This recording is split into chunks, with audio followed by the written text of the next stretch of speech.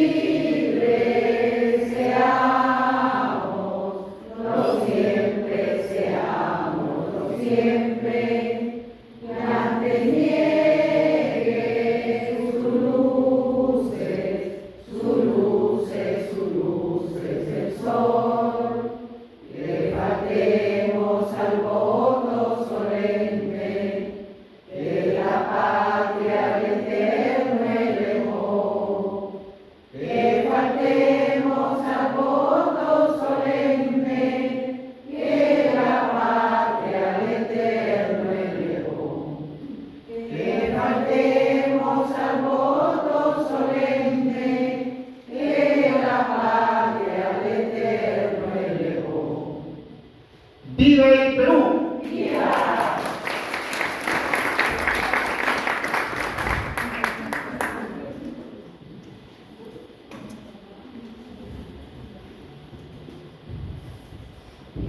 Nos sentimos orgullosos, pues nuestra ciudad de Trujillo sea capital de la primavera, sea capital de la cultura también, ¿no? Y tengamos la ciudadela más grande y más hermosa del mundo. ¿Cuál es? Chan Chan. Entonces, en orgullo de ello, vamos a entonar himno a la ciudad de Trujillo.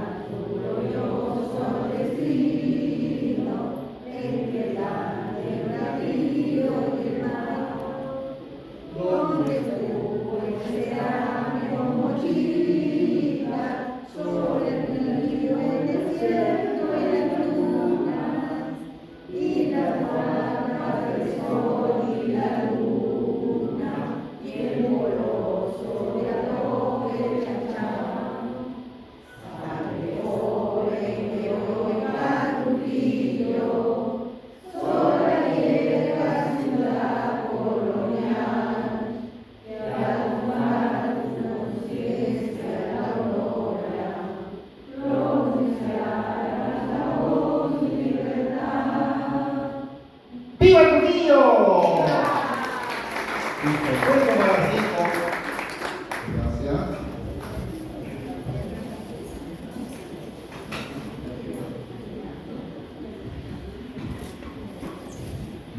Bueno,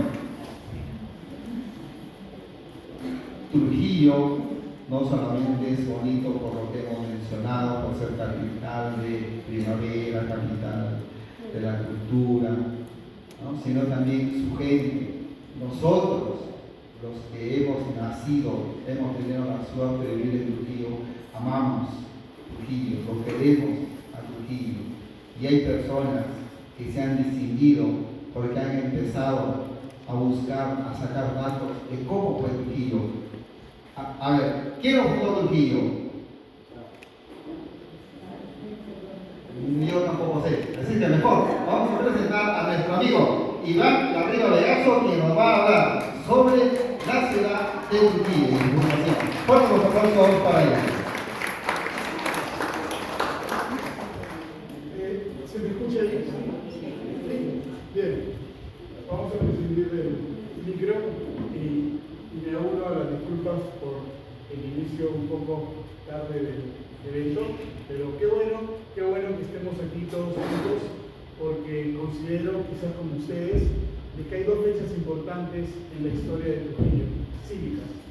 El 5 de marzo, que es la fecha que hoy conmemoramos, y el 29 de diciembre, que también es el grito de nuestra independencia.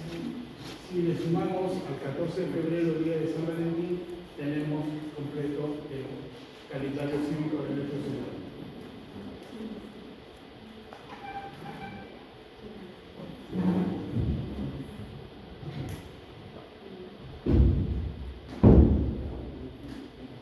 Bien, y entonces el título de la charla que hoy vamos a compartir es 490 aniversario de la Fundación de Trujillo.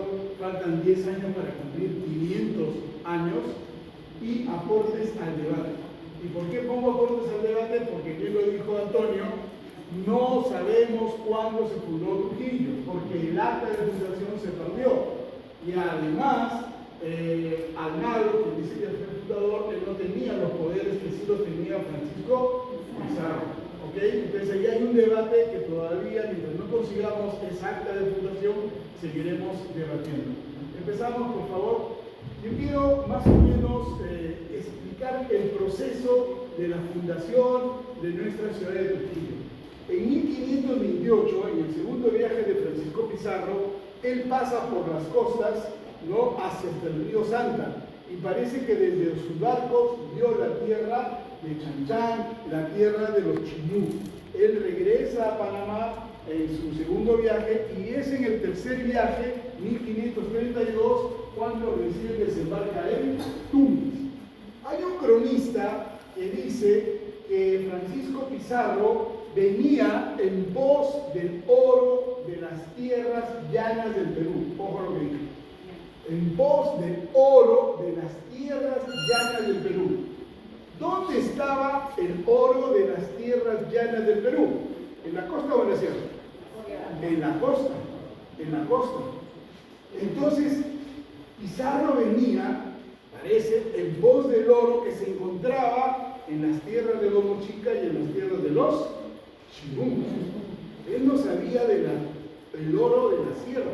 Él venía en pos del oro de las tierras de la costa del Perú. Parece que venía en busca de nuestras riquezas. Y es como avanza desde Tumbes, llega a la zona de Piura, funda la ciudad de San Miguel de Piura en Tangarará, sigue bajando hacia esta zona y cuando llega a un lugar que se llamaba Cinto, que ahora es la zona de Chiclayo, él recibe a emisarios del Inca Atahualpa. Atahualpa ya había vencido a Huáscar y estaba camino al Cusco y estaba en Huamachuco, cuando se entera que los españoles habían ya descendido en nuestro territorio.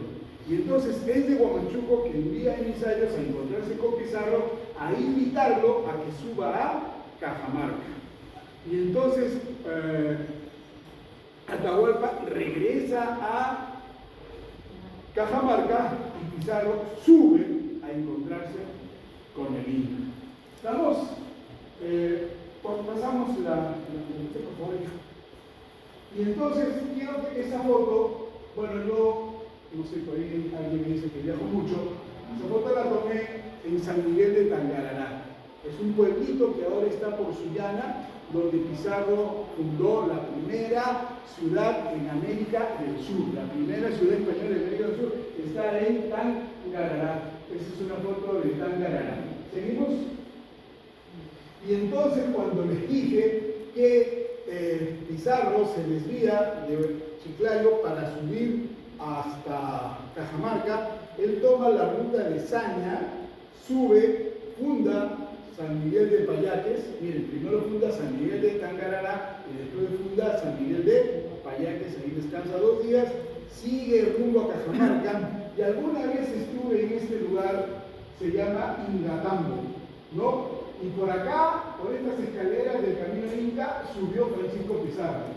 Alguna vez yo escribí en el periódico, yo iba atento al cruce del camino Inca que unía la costa con Cajamarca. Lo encontré en el paraje denominado Ingatambo, al lado de Cochan, del que hablábamos ahora.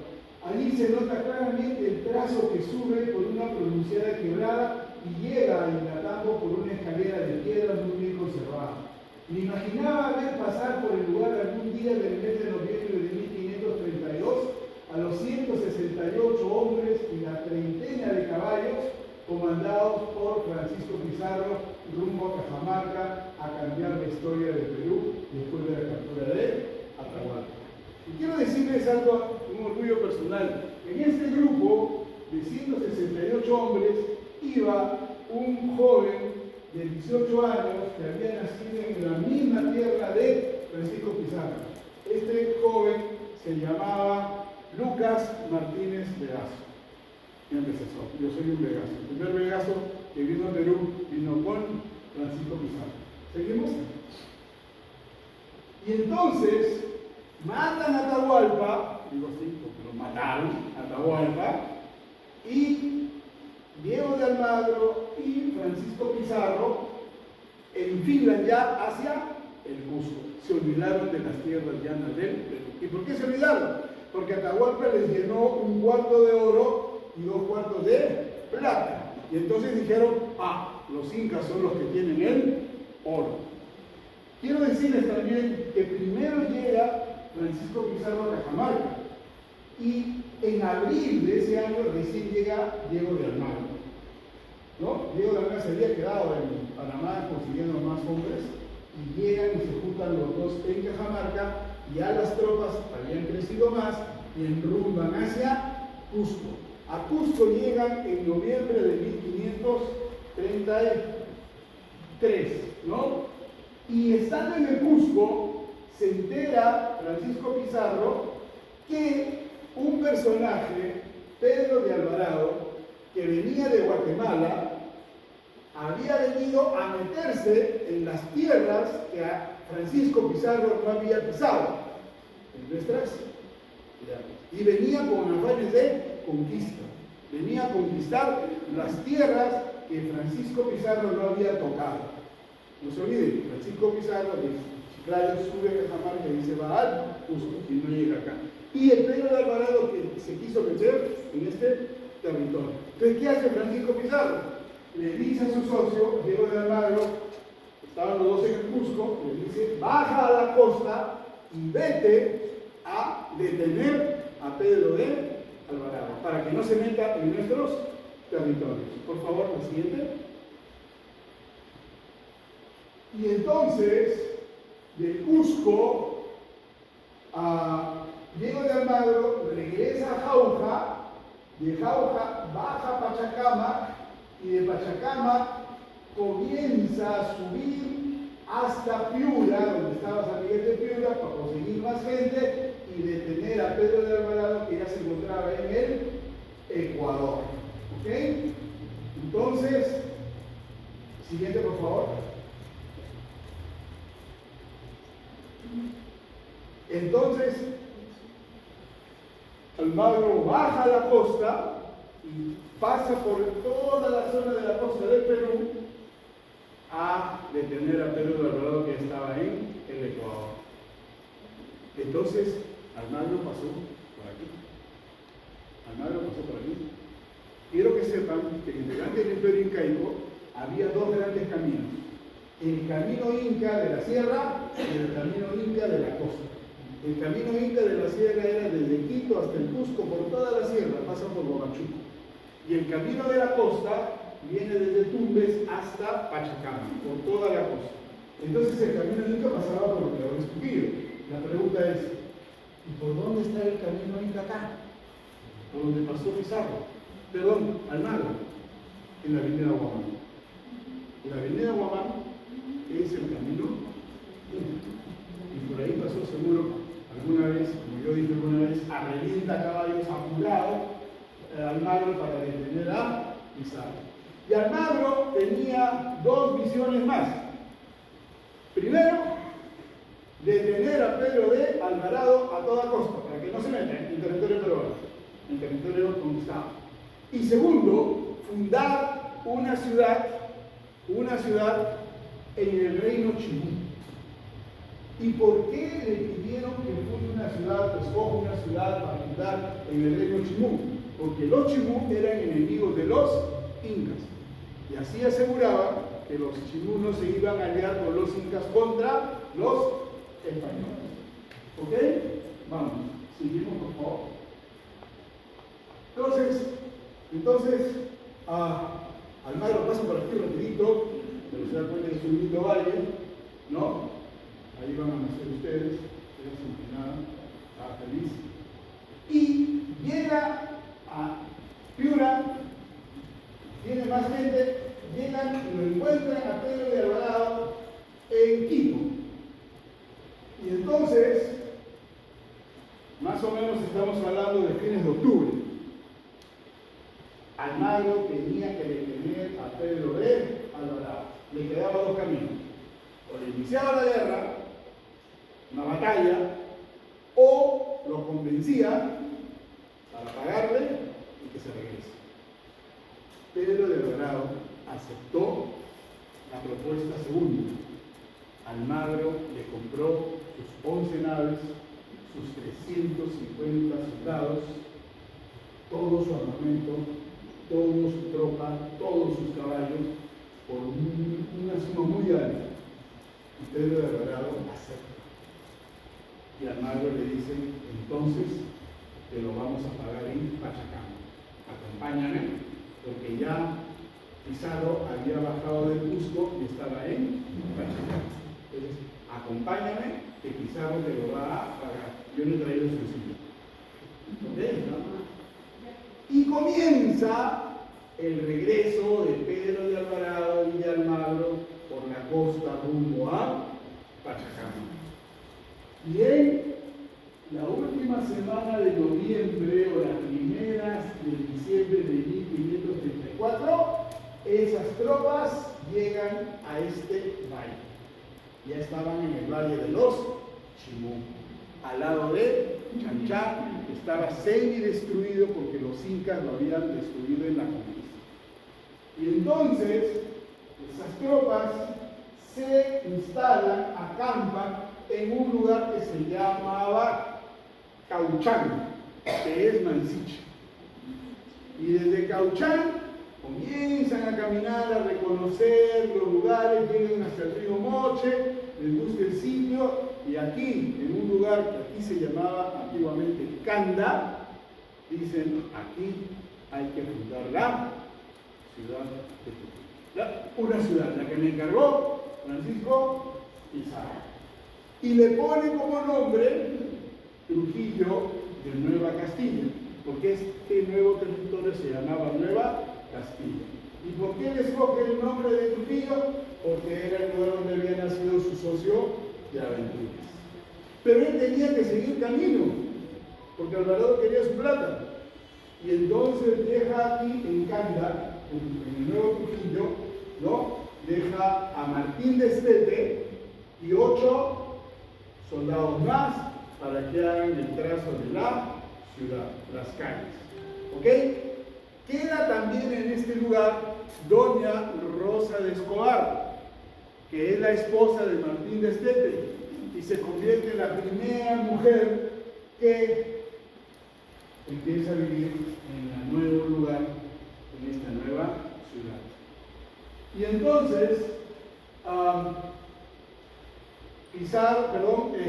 Almagro y Alvarado llegan hasta Pachacamac, a fines de diciembre, y Pizarro le paga lo ofrecido y Alvarado se va.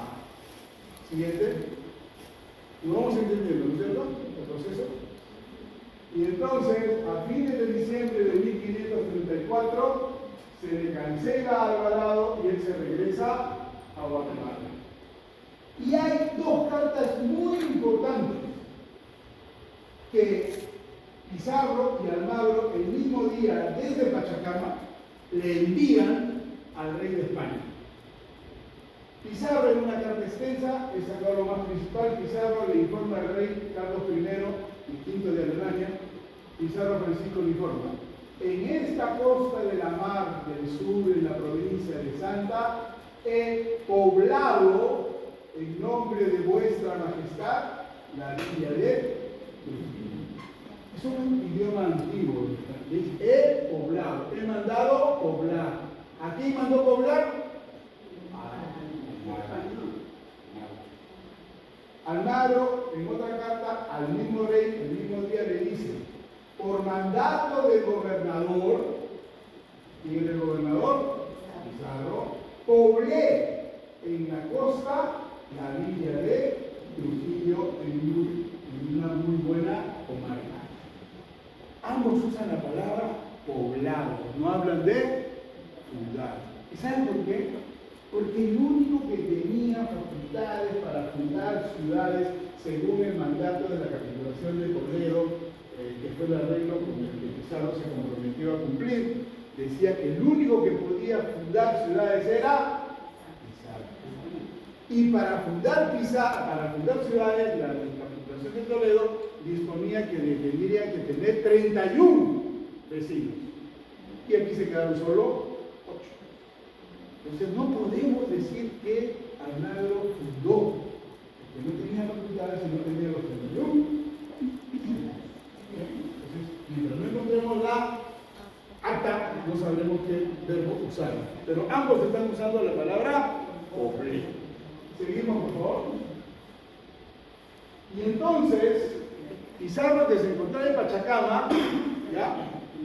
Se encuentra con Almagro, y ahí Almagro se va al Cusco, y del Cusco se va a conquistar Chile. Le fue mal. Ahí es donde se enemista más Pizarro con Almagro. Pizarro, de Pachacamac, sube un poquito más al norte, y en el Valle del Rímac funda la ciudad de los Reyes, la capital que fue la capital del virreinato. ¿Ok? Y ahí está Pizarro. Las actas del Cabildo de Lima lo mencionan hasta el día 22 de febrero. Hasta el 22 de febrero las actas del Cabildo de Lima mencionan a Francisco Pizarro. Después del 22 ya no lo mencionan. Se supone que después del 22, el día 23, ya comienza él a venir hacia Trujillo. ¿Por qué? Porque tenía que oficializar la fundación de Trujillo y tenía que venir trayendo los 31 vecinos que necesitaba. Y entonces, seguimos por favor. Seguimos por favor. Y entonces, el 1 de marzo, ya Pizarro está en Guañate. Sus naves anclan en Guañate, donde ahora está cerca de Virú, y comienza la caminata hacia Trujillo. ¿A qué venía? A oficializar lo que había hecho su socio Almagro. Viene acompañado de 31 españoles con sus familias, sirvientes y esclavos. Viene también con los sacerdotes dominicos, mercenarios, ¿no? Viene con su secretario Antonio Picado, viene con un escribano, viene todo, con toda la parafernalia necesaria para fundar la ciudad. ¿no es cierto? Se alojan en Cauchán, como les dije, en Mansiche. El cacique de Mansiche era Antonio Chaywa Casamusa. Él lo atiende a los pocos tiempos. Don Antonio Chaywa muere, lo entierran en la iglesia de Santana y después se sacan su cadáver y lo esconden en otro lugar que nadie se conoce. Pero ya está aquí Francisco Pizarro desde el 1 de marzo de 1535. ¿Seguimos? Y entonces, el día 3, el negro Alonso, por orden del escribano Pedro González, públicamente pregonó los repartimientos de encomiendas y solarios. A esos 31 nuevos vecinos se les dio encomiendas. Encomiendas son grandes extensiones del territorio, ¿no? Porque se les encomendaba a los territorios y los indígenas que allí vivían. Podríamos llamarles antiguas grandes haciendas, ¿ok? Por ejemplo, a Melchor Verdugo le dieron todo Cajamarca. A Pérez del Escano le dieron todo el valle donde está Chetén y Guadalupe. A Pedro González le dieron todo el valle de Jicotepec. A don Diego de Mora, papá de provincia de Mora, le dieron todo el valle de Chicamá. Así se repartieron entre los 31. Y también a cada vecino se les dio un solar, un terreno en esta ciudad para que hagan sus casas. ¿Ok? Y seguimos, por favor. El día 4 siguen repartiendo solares y encomiendas, y el día 4 se anuncia que esta ciudad iba a ser advocada al apóstol Santiago. El apóstol Santiago fue el patrón escogido para que proteja la ciudad, pero es que no protegió ningún terremoto en 1619 y lo cambiaron por San Valentín, ¿no es cierto? Pero el primer patrono escogido ha sido el apóstol Santiago. ¿Okay? Aquí está la iglesia del pueblo de Santiago de Huamán. La iglesia se llama, no sé el pueblo, se llamaba Santiago de Huamán. Seguimos, por favor. Miren, aquí está la Casa Mayor. Este terreno donde está el Hotel Costa del Sol le tocó a Francisco Oliva Alcántara, donde está el registro. Los primeros registros originales le tocó a García Olí, que todavía está en la portada. Aquí está la catedral, la iglesia mayor. El resto le tocó a Diego de Vega, a Diego de Mora le tocó esta parte del Pizarro de los McDonald's. Vieron de calle a calle, ¿no? A Francisco Pérez de Alcántara, donde está la municipalidad. Y Francisco Pizarro se escogió este terreno donde estaba el gobierno regional. Y si notan allí, no hay local para el municipio, que debería tener. El municipio comenzó a funcionar en la casa de Rodrigo de Lozano, que le tocó aquí, ¿no? Y compraron un terreno aquí, compraron otro terreno por aquí, y al final le compraron a Miguel de Villafranca esta parte, y aquí se hizo la municipalidad, el cabildo de aquella época y también la calle. Acá vivía Melchor Verdugo, que era el dueño de todo Cajamarca. ¿Okay? Con el tiempo, nuestra ciudad fue amurallada para evitar la visita de los piratas. Pero como alguien dijo, esa muralla de Trujillo, que solamente queda un bastión en Apiat y otro en el inicio de la avenida Miraflores, fue más que nada de adorno, que le faltó mucha más arquitectura militar. Acabo de estar la semana pasada en Cartagena, en Colombia, y su muralla mide 11 kilómetros. Esa sí que era una muralla, y tiene el foso y tiene laberintos, y tiene todo, ¿ok? La neta sí mide solamente 2 kilómetros. Medía, ya solamente queda un pedazo de 100 metros. Seguimos. Y entonces llega el día 5, un día como hoy. ¿Y qué pasó ese día 5? De eso sí tenemos acta. De eso sí tenemos acta. El acta del día 5 dice: en la villa de Trujillo de la Nueva Castilla, 5 de marzo de 1532, el muy magnífico señor comendador don Francisco Pizarro, adelantado, gobernador y capitán general de estos reinos por su majestad, dijo que por cuanto el mariscal don Diego de Almagro, en nombre de su real majestad y suyo de su real nombre, fundó este asiento de la provincia de Chimu, que es la villa que le puso por nombre Trujillo. Y esta acta sí habla de fundar. Y Pizarro dijo que lo fundó Diego de Almagro. ¿Ok? Y esa misma acta, que es bastante extensa, nombra los primeros alcaldes, Rodrigo Lozano y Blas de Atienza, que fueron los primeros alcaldes de Trujillo. Antiguamente había dos alcaldes, el del primer voto y el del segundo voto. ¿Ok?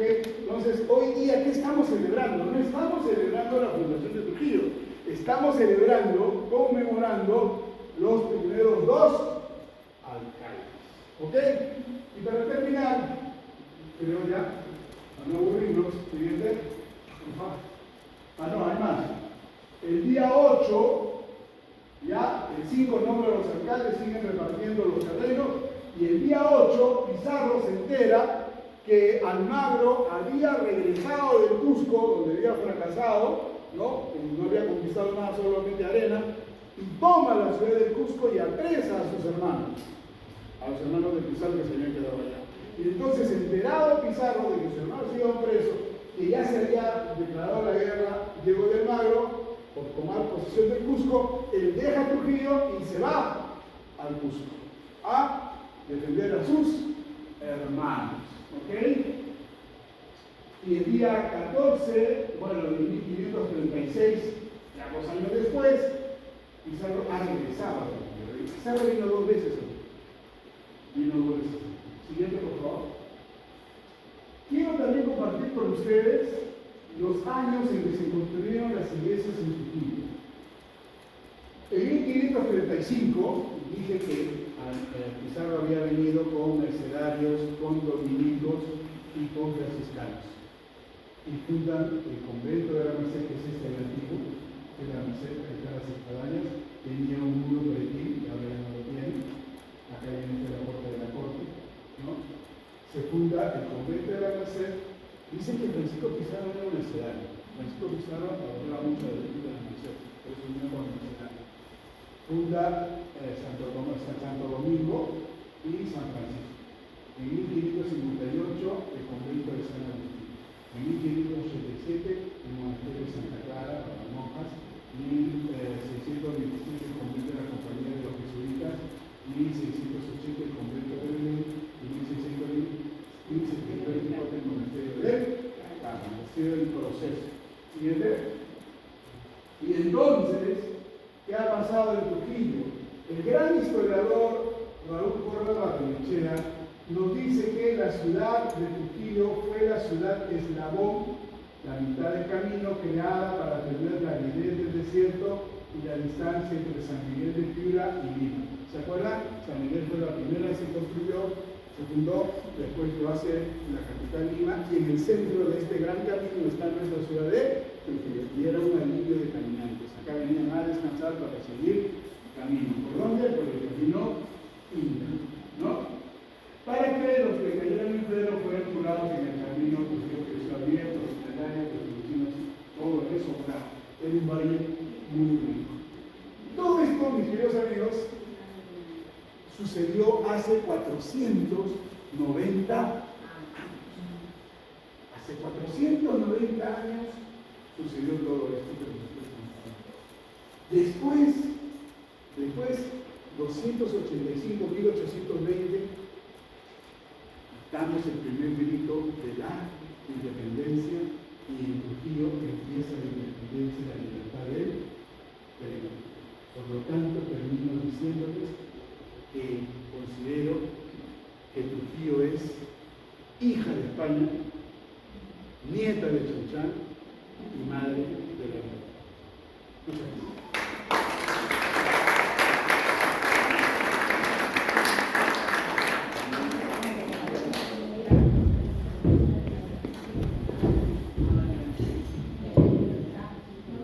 Bueno, entonces ahora sí ya sabemos quién fue Trujillo, ¿no? Un gran administrador, nuestro amigo Iván Arriba. Ya no hay ni qué preguntar, ya, porque todo lo ha hecho claro. Bueno, y nosotros seguimos. CUL Trujillo, siempre presente en estos acontecimientos, y esta vez, porque CUL Trujillo se funda más o menos en el 2020. O sea, va a cumplir, la ciudad de Trujillo va a cumplir 500 años y Trujillo va a cumplir 5 años. Así es que, fuertes los aplausos para Mónica Córdoba, que nos va a hablar sobre lo que es el escudo de armas. Adelante, Mónica. Nuevamente, fuertes los aplausos para Mónica, por favor.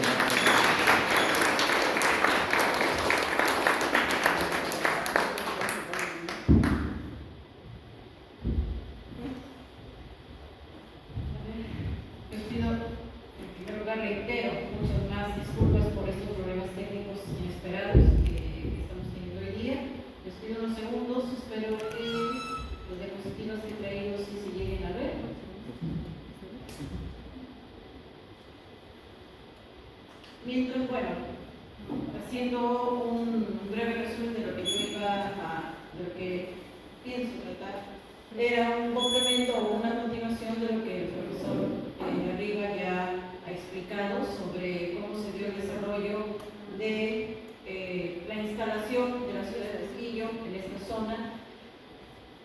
Primero, sobre todo porque ambos dejando un asentamiento pequeño de una población acá, porque ese es realmente el verbo utilizado por ambos protagonistas, tanto por Pizarro como por Almagro, poblar la ciudad. Y ambos incluso informan al rey con esa misma palabra, hemos poblado. Pizarro le informa, he mandado poblar, y Almagro le dice, he poblado por encargo del gobernador que era Pizarro. Pizarro no podía, mejor dicho, Almagro, cuando dejó a los primeros habitantes en esta zona y deja a Martín de Estete para que trace las primeras calles, trace el primer diseño, Almagro no podía fundar la ciudad, porque él no estaba en potestad de fundar. Si bien es cierto, ambos habían sido nombrados en la capitulación de Toledo, adelantado era la persona que tenía la potestad de adelantar los límites, o mejor dicho, extender, pero la palabra que usaba era adelantar, los límites del Imperio Español en territorios, sobre todo de ultramar, es decir, pasando el Atlántico, fuera del Atlántico. Entonces, en las capitulaciones de Toledo se había establecido claramente que toda esta zona de lo que es el Perú actualmente era adelantado Francisco Pizarro. Y se establecen unas coordenadas, tantos grados al sur, es el territorio donde Diego de Almagro va a ser adelantado. Entonces, así Diego de Almagro haya traído ya los 30, si es que hubiera sido ese caso, que no lo fue, en noviembre o diciembre de 1534, él no podía fundar, porque él era adelantado de esta zona geográfica, él era adelantado de Chile. Él podía fundar todo lo que quisiera en Chile, pero acá solamente podía dar fe de la fundación, de cualquier ciudad, solamente Francisco Pizarro. ¿Nada? No. Bueno. Una lástima porque era básicamente gráfica la exposición, ¿no? Bueno, diremos oralmente algo tratando de resumir, a ver, crucemos dedos para que esto se arregle. Una vez que ya la ciudad fue oficialmente instalada por Pizarro, el 5 de marzo, como ya nos había explicado el profesor Iván Arriba, los ciudadanos, acá quedaron ciudadanos muy españoles, pero quedaron ciudadanos de mucho empuje. Sí, les dieron encomiendas, pero ellos no se durmieron en sus laureles, ¿no? Esas encomiendas les hicieron producir, ellos fueron ganando dinero, sí, manteniéndose, pero también tenían que hacer el famoso pago del quinto real. Entonces, no es que todo se quedaba con ellos. Además, la labor de un encomendado estaba muy bien definida también por leyes españolas, en las que se establecía que, si bien es cierto, el encomendero, la persona responsable, iba a exportar, a aprovechar esa parcela de tierra que se le había asignado con los indios o nativos que vivían en esa extensión geográfica, también el encomendero estaba obligado a ver por la instrucción distribución de ese personal a su servicio, lo cual incluía salud, alimentos y también la instrucción religiosa, porque los evangelizadores vinieron no solamente porque los reyes católicos eran de la religión católica, vinieron porque para obtener el reconocimiento como titulares o propietarios del imperio español sobre estas tierras, tener dominio oficial sobre estas tierras, necesitaban de la aprobación de la Iglesia Católica, del Vaticano.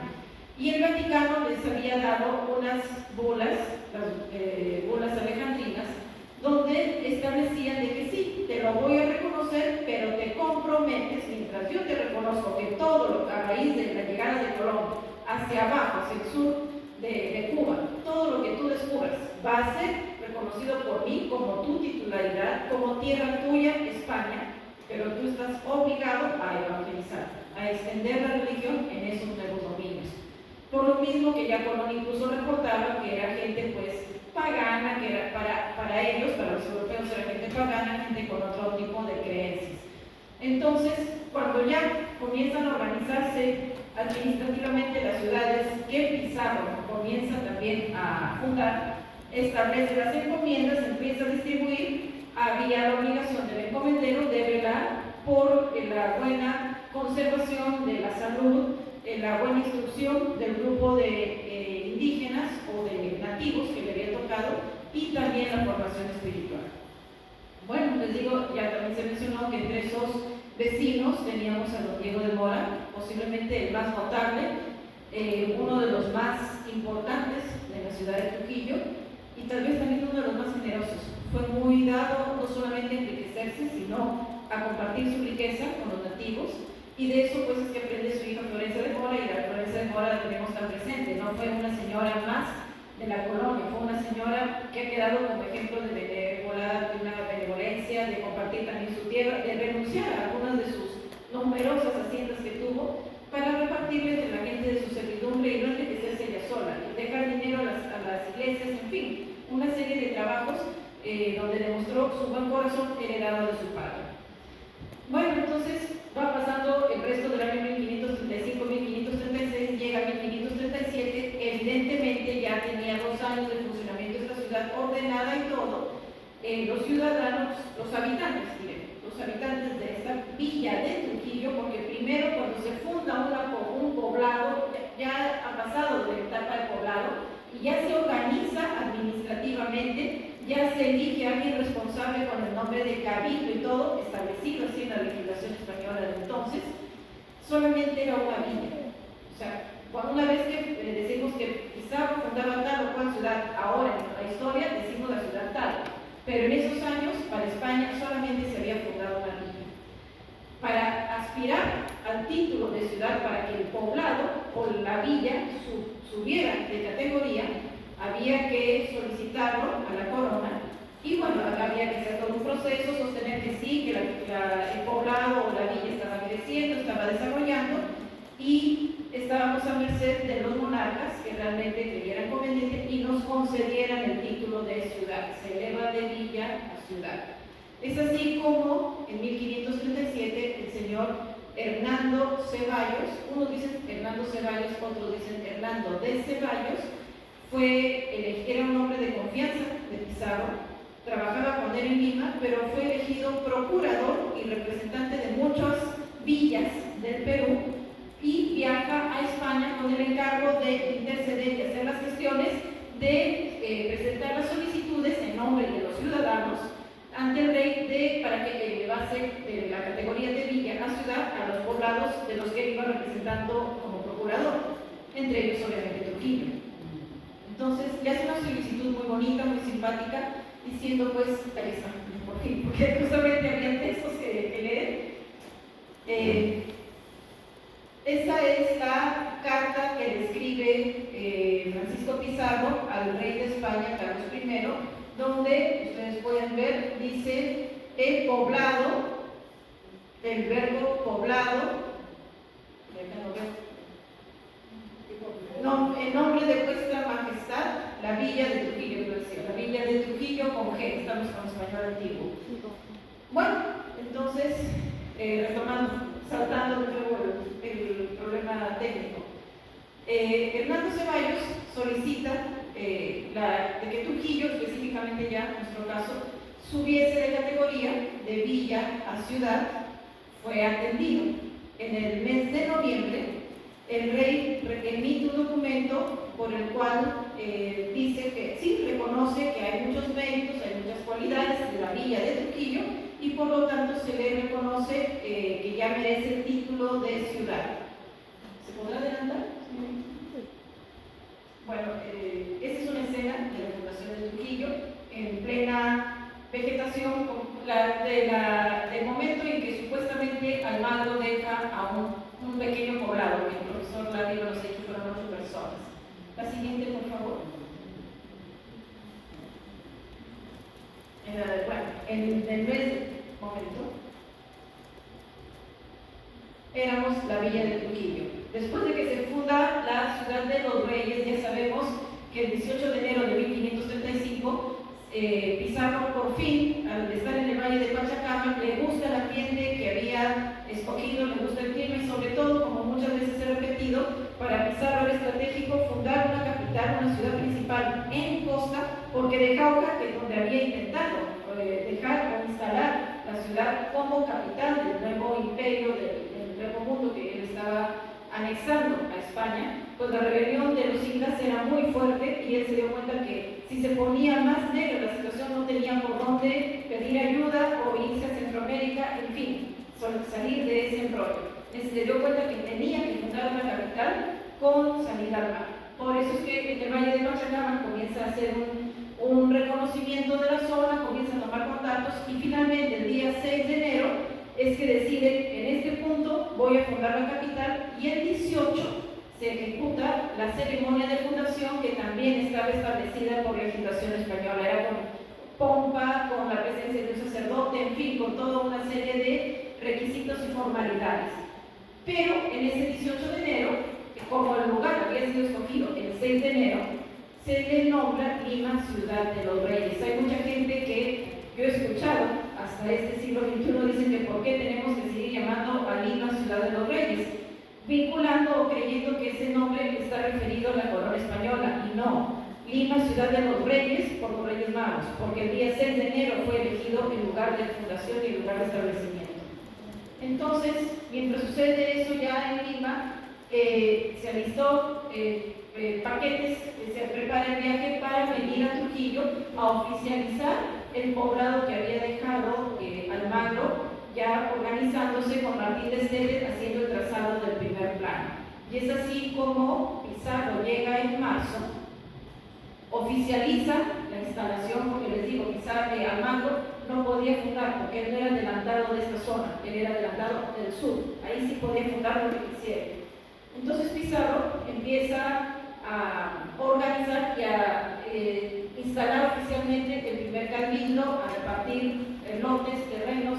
Lo primero era el cuadrilátero de la Plaza de Armas y queda ya muy bien definida la villa de Trujillo, como dice ahí. El siguiente, por favor, señorita.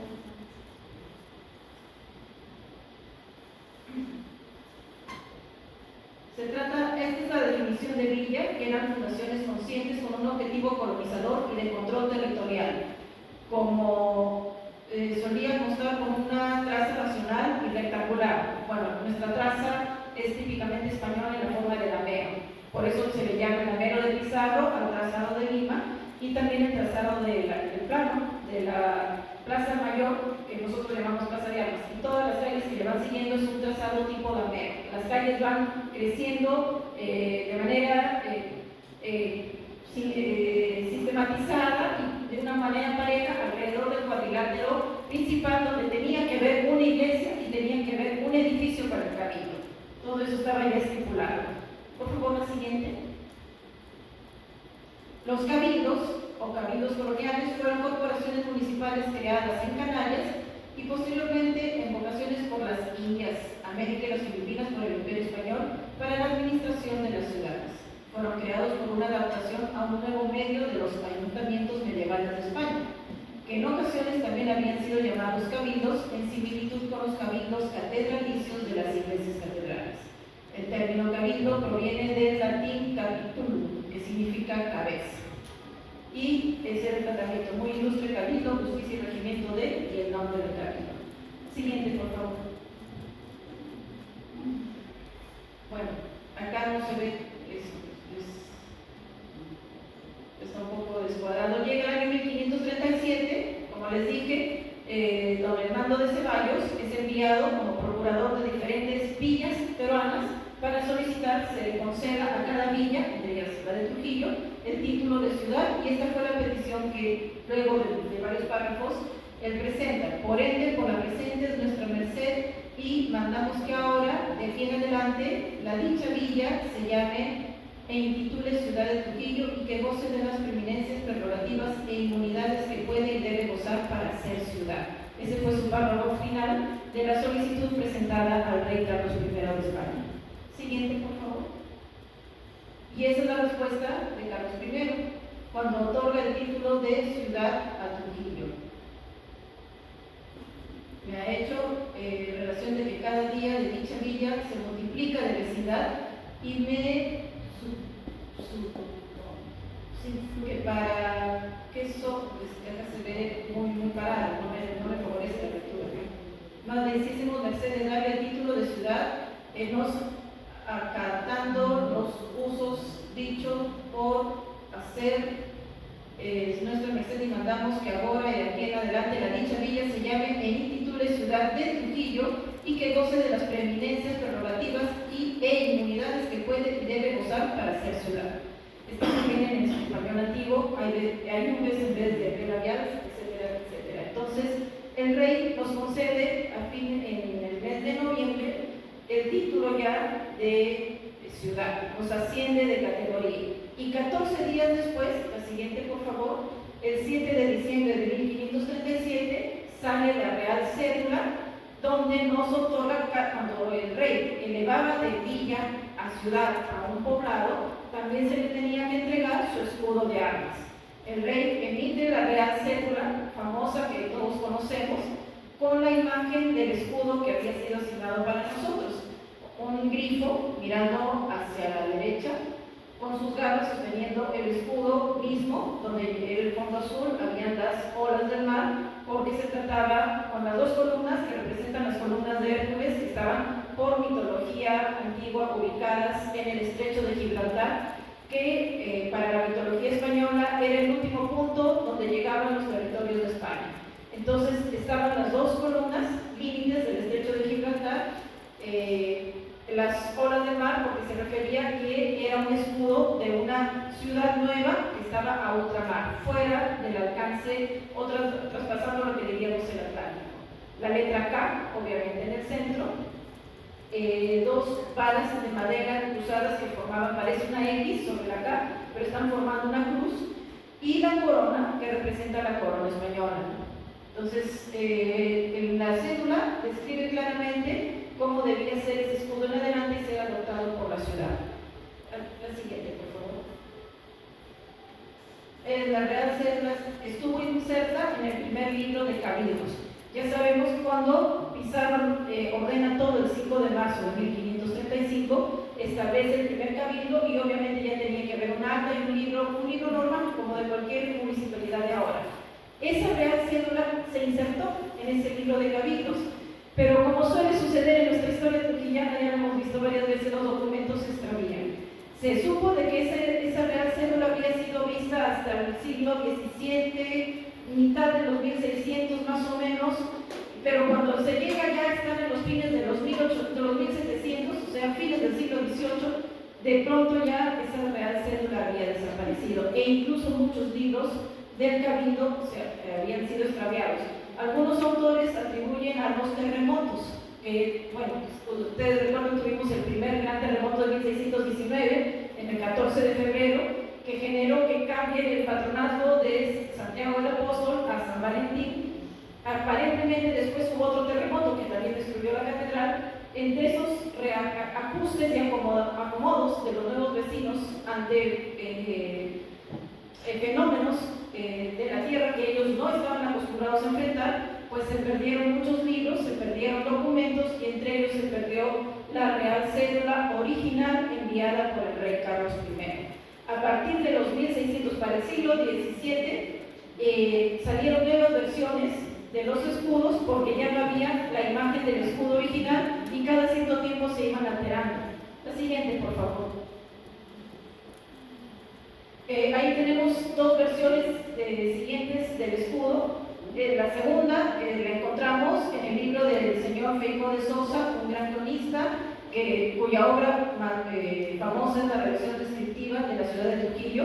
Él ya usaba un escudo alterado porque no había el dibujo original del escudo. El siguiente, por favor. Y ahí tenemos el de la izquierda, es el escudo que aparece en los dibujos de Martínez de Compañón, que tampoco es el escudo original. Y así como vemos, el del medio es un escudo, un dibujo de un escudo que estuvo en posesión de la familia Urquiaga, acá en el PCR, en la Plaza de Armas.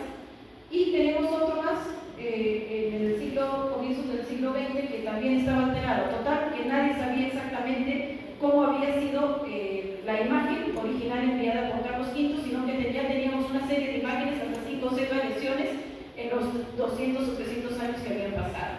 Siguiente, por favor. Así, de pronto, llega el año 1960, en que nos anoticiamos que había una subasta de documentos antiguos en una biblioteca de Londres, una librería, que se había hecho en muchos documentos que algún coleccionista privado había posiblemente rematado y salían a subasta pública. Y da la casualidad que entre esos documentos antiguos se anuncia que estaba la Real Cédula que Carlos I había emitido con el dibujo, el otorgamiento del escudo de armas para la ciudad. El trujillano, don Jaime de Orbegoso, ha noticiado de esa venta, y como no teníamos, oficialmente estaba perdido la Real Cédula, viajó hasta Londres, pujó y adquirió el documento y lo trajo de vuelta a Trujillo. En una ceremonia lo entrega al municipio para que él sea el custodio, porque supuestamente es uno de los documentos que acreditan también nuestro origen como ciudad. La siguiente, por favor. Ese es el documento que llegó acá a Trujillo, de don Jaime de Orbegoso. Recibió el municipio y después de algún tiempo, temeroso el municipio de que volviese a perderse o algo le pasara, porque ya también tenemos la experiencia de que el acta de la proclamación de nuestra independencia, el 29 de diciembre de 1820, también está perdida. Entonces el municipio confía la custodia del documento al Banco Continental, hoy BBVA o Fundación BBVA, que es quien tiene oficialmente el documento. Hasta antes de la pandemia, cuando íbamos a la Casa de la Emancipación, estaba en exhibición una copia exacta, hecha a mano, pintadita, muy bonita en pergamino, pero el documento está bajo 7 llaves o 10 llaves en poder de la Fundación BBVA, quien es la entidad responsable de su custodia. Como pueden ver, la firma de Carlos I casi no se nota, hay que acercarse mucho y lamentablemente en internet o en libros no hay fotos de buena resolución. En la parte inferior se ve como una rayita, esa era parte de la rúbrica de Carlos I, que él firmaba yo el rey, no firmaba yo Carlos o Carlos I, su firma era yo el rey. En teoría debería estar por ahí alguna firma de la reina Juana, porque los dos eran los reyes, pero bueno, oficialmente no se nota muy bien la firma y oficialmente ese es el documento muy destruido. La ilustración del escudo está en el centro, hay un pequeño marco de flores y bueno, la letra no es una letra corrida, la letra ya es una letra más dibujada, más organizada. Si nosotros nos remitimos a ver documentos, manuscritos del siglo XVI, de los años de la conquista, de los años de la llegada de Colón, siempre la letra es corrida, no es como este tipo de letra. Pero esto oficialmente se aceptó como la Real Cédula, que en 1537 nos otorgó el escudo de armas y que ha llegado a ser incluso reconocida como un patrimonio cultural de la nación en el año 2019. La siguiente, por favor. Esta es una copia que ustedes pueden ver, preparada con un papel que lo han hecho la imagen de ser envejecido y todo, lo pueden ver en la Casa de la Identidad actualmente. pero es una copia, y se nota pues todo falso y que es un papel a la fuerza, que lo han hecho amarillento y lo han arrugado y todo lo demás. Pero si quieren tener una idea más exacta de más o menos cómo fue el documento que adquirió don Jaime de Orbegoso, pueden ir a la Casa de Identidad. Siguiente, por favor. El año pasado, en Madrid, en el Palacio de Liria, así se llama esta casa muy bonita, Palacio de Liria, que es la casa que tienen en Madrid los duques de Alba, una de las familias más notables de España, y de historia, se remonta a su historia de lealtad y de trabajo por España desde 1300, 1400, 1500 obviamente. Presentaron una exposición de su biblioteca personal que se llamaba Cartas de Colón, América en la Casa de Alba. Sacaban a la luz, exposición al público, una serie de documentos colombinos, incluso de puño y letra de Cristóbal Colón, el dibujo de la costa de la Española, el puño y letra de Cristóbal Colón, una exhibición hermosa.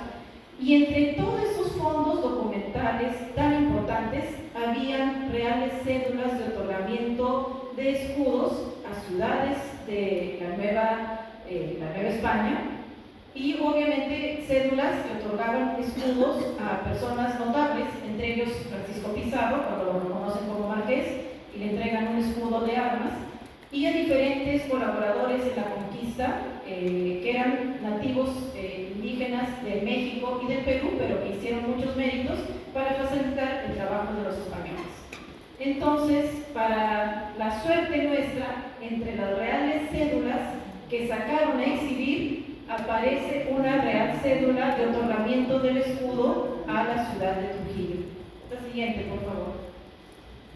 Bueno, esa es una explicación que da la Casa de Alba de cómo es que ellos poseen esos documentos que eran del gobierno español, de la monarquía, y dicen que posiblemente era por la condición de canciller de Indias del conde duque de Olivares y sus descendientes, que era una persona vinculada a la familia, pero por su trabajo administrativo manipulaba este tipo de documentos y estaba en custodia.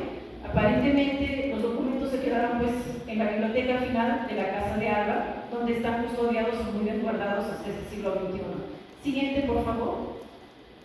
Esos son algunos de las reales cédulas que ellos exhiben, que han exhibido en el mes de septiembre.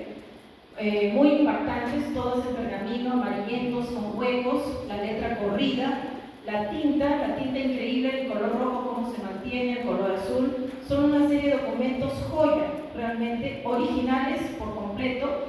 Y cuando tuve la suerte de estar en esa exhibición y de encontrarme en el día que nos invitaron a varias personas a la preapertura, antes de estar abierto al público, a estudiosos e investigadores, precisamente estaba la encargada de la biblioteca de la familia de Alba, que ha estudiado más de 50 años estos documentos. Entonces ella había descubierto que el rey Carlos I y todos los reyes, cuando emitían una real cédula, emitían dos documentos iguales.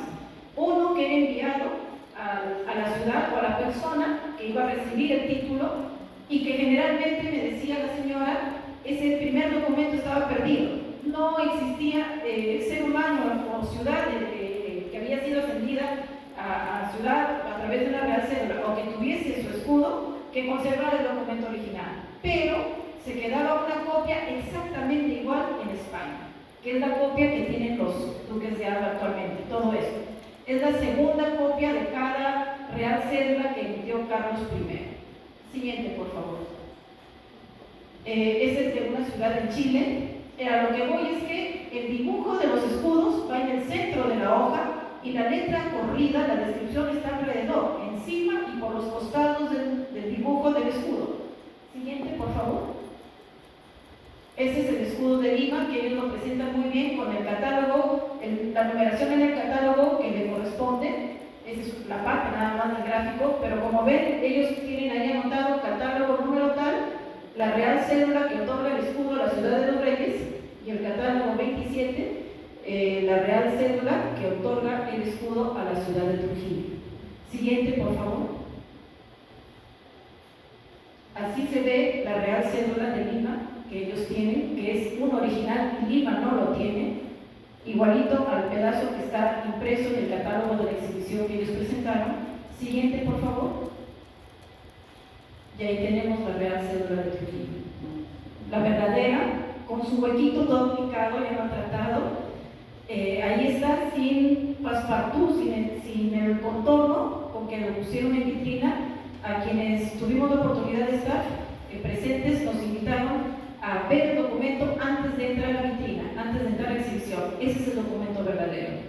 Ahora viene la gran pregunta: si esta es la segunda copia que se hacía de la Real Cédula, en nada se parece al documento que nosotros hemos considerado y oficializado como patrimonio. La siguiente, por favor. Miren ustedes la diferencia. El de la izquierda, la letra corrida como todo documento del siglo XV y del XVI, de los 1500, y acá, bueno, si uno pudiera acercarse más al texto, es una letra más que hace recordar a los manuscritos copiados por los monjes de los libros, que hacían de los libros en sus claustros, ¿no?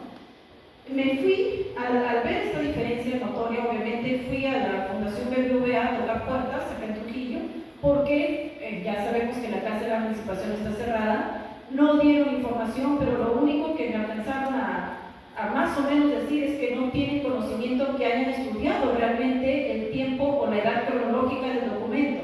O sea, don Jaime de Orbegoso lo compró porque se anunció que era un documento antiguo, estaba dentro de los documentos antiguos que se remataban en Londres, pero desde entonces nadie ha sometido a prueba ese documento para determinar a través del carbono de qué año data, porque puede ser un original medio raro, pero puede ser una copia del original que se hizo y que eso se perdió también, esa copia.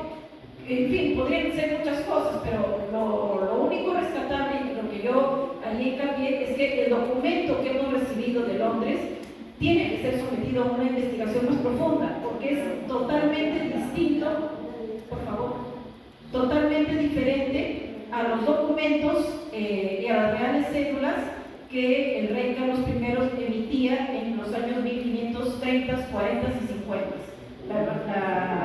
La imagen, incluso la representación del escudo, es totalmente diferente. Siguiente, por favor. Bueno, el escudo de Trujillo siempre ha sido una fuente de inspiración para muchos trabajos. En el centenario de nuestra independencia se emitieron esas monedas de plata, tanto para el 29 de diciembre de 1920, al cumplir el primer centenario, como también para el centenario de la independencia en 1929. Salen estas dos monedas de plata, son de colección y llevan, como ven en el anverso, el escudo de Trujillo. Siguiente, por favor. En el año 2019, el 16 de enero, salió publicada en el Peruano la resolución por la cual el documento que había adquirido don Jaime de Orbegoso era reconocido o proclamado Patrimonio Cultural de la Nación, dentro de un gran valor documental, y reconoce, le da unos valores de cohesión y de que es un documento que ayuda mucho a la identidad de la ciudad y a la identidad de sus ciudadanos. Sobre todo rescata eso, que los ciudadanos muchos nos identificamos con esa representación. Siguiente, por favor. Y finalmente, el escudo de Trujillo es tan querido por nosotros y ha sido tan importante parte de nuestra vida que lo tenemos en las instituciones más representativas. Bueno, o sea, se ha tomado la base del escudo para el escudo de la universidad, que es el amarillito que vemos en la parte superior de la izquierda de la pantalla. Para el escudo de los bomberos también está el grifo y es algo muy similar al escudo de Trujillo, el Carlos Amanucci.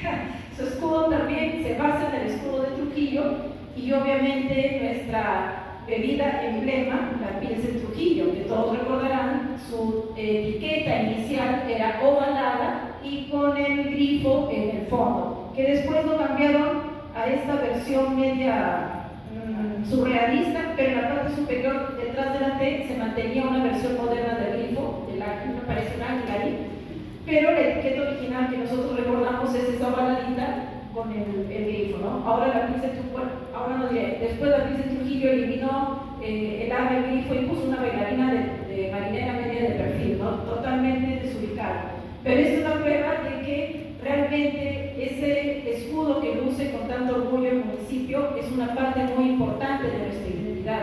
Acá crecido con nosotros. Es un símbolo que hemos visto desde que hemos abierto los ojos en esta prodigiosa tierra llamada Trujillo. Siguiente, por favor.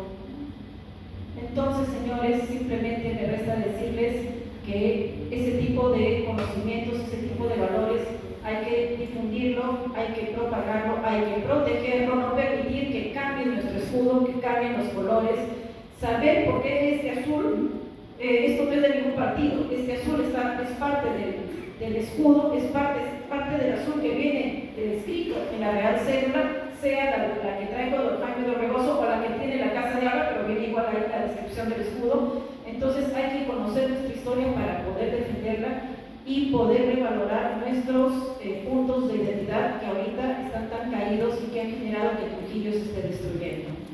Muchas gracias por su atención. Si es que no tienen otra pregunta, continuaremos con el programa que tiene.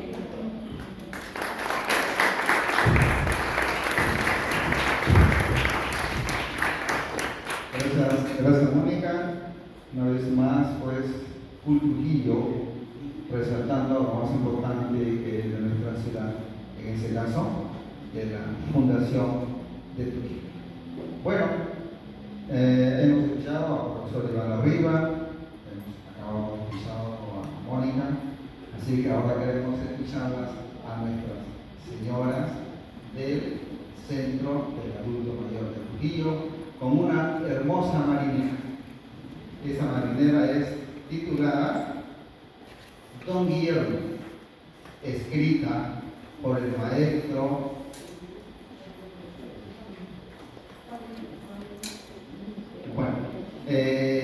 la composición es del recordado maestro Juan Benítez y que fuera dedicado a Gran Chimú Trujiano. Don Guillermo Ganosa Vargas fue el creador del concurso de marinera en nuestra ciudad. Así es que, adelante, la señora del Centro del Adulto Mayor de Trujillo para que nos interpreten esta hermosa marinera Don Guillermo. Y para ella, fuertes los aplausos.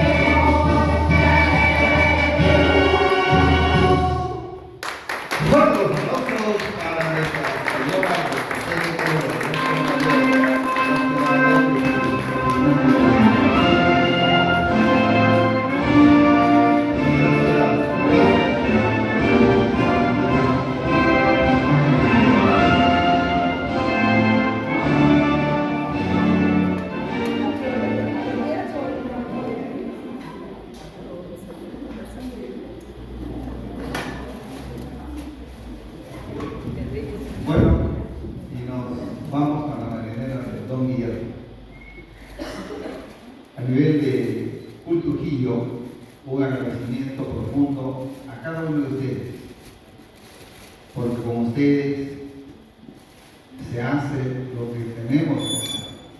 Sin ustedes estaríamos hablando o celebrando en el desierto.